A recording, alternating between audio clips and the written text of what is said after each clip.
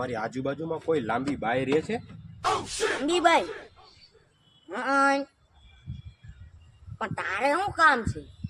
એટલે કાંઈ નહીં, એ લાંબી બાઈના પહેરવાના કપડાં લેતો હોય ને.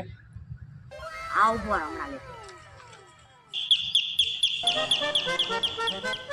પણ એક મિનિટ, તારે ઈ લાંબી બાઈના કપડાં શું કરવું છે? કાંઈ નહીં, આ ડોક્ટરને બતાવવા ગયો તો ને, તો આ ડોક્ટર કે આ શિયાળો છે ને, તો આ થોડાક દિવસો ઈ લાંબી બાઈના કપડાં પહેરવાનું રાખો.